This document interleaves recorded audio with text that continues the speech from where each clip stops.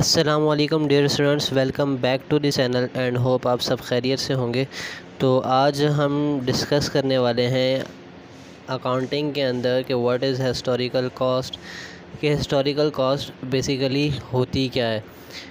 तो historical cost की मैंने यहाँ पर एक डेफिनेशन ली है। Historical cost is the valuation method used in the financial statement. According to historical cost convention, assets are recorded at their acquisition cost and are not adjusted for increase in value until sale has occurred। यानी कि historical cost ऐसी cost होती है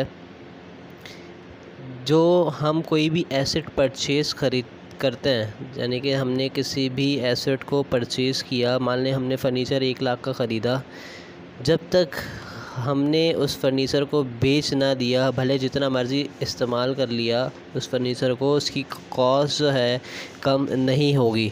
यानी कि मैंने भी बोला कि हमने फ़र्नीचर ख़रीदा 1 लाख का, तो हमेशा जब आप बैलेंस शीट बनाओगे हमेशा कब तक कि जब तक आपके पास वो फ़र्नीचर मौजूद है, तो आप क्या करोगे, उस फ़र्नीचर को 1 लाख से ही अपनी बैलेंस शीट में शो करोगे।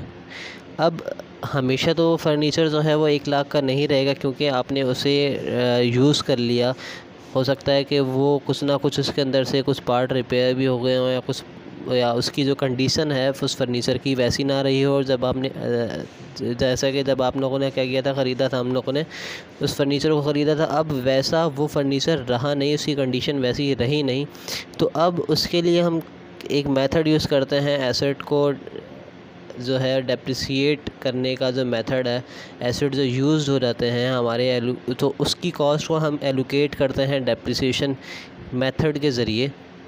तो अब वो मेथड जो है आपका क्या कहलाता है, डेप्रिसिएशन मेथड।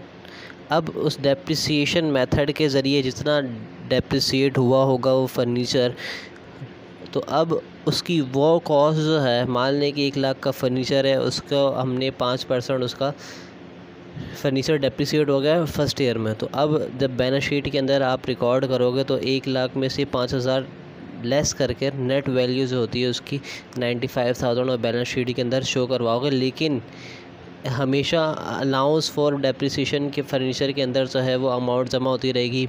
पहले साल 5,000 डेप्रिसिएट हुआ, दूसरे साल 10,000 का फर्नीचर डेप्रिसिएट हो गया। तो अब नेक्स्ट ईयर में आप लेस करवाओगे बैलेंस शीट से 15,000 रुपये के 15,000 रुपये का आपका क्या हुआ, फर्नीचर जो है वो डेप्रिसिएट हो गया। अब हिस्टोरिकल कॉस्ट का भी यही कॉन्सेप्ट है कि जो फर्नीचर आपने ख़रीदा, जो एसेट आपने ख़रीदा, जब तक वो आपके पास मौजूद है तो आप क्या करोगे, आपको उसको उसी कॉस्ट से के साथ रिकॉर्ड करोगे कि जब आपने उसे परचेज़ किया था, तब तक रिकॉर्ड करोगे जब तक आप उसे सेल आउट ना कर रहे हो। जिस दिन वो फर्नीचर सोल्ड आउट हो गया तो उसका डेप्रिसिएशन का जो अलाउंस था, अलाउंस फॉर डेप्रिसिएशन अकाउंट था, हम उसको भी ख़त्म कर देंगे और उस फर्नीचर की जो ओरिजिनल कॉस्ट थी वो भी ख़त्म हो जाएगी। तो ये था हमारा आज का लेक्चर, जिसके अंदर हमने डिस्कस किया कि हिस्टोरिकल कॉस्ट होती क्या है। मिलते हैं नेक्स्ट लेक्चर के अंदर, तब तक अल्लाह हाफ़िज़।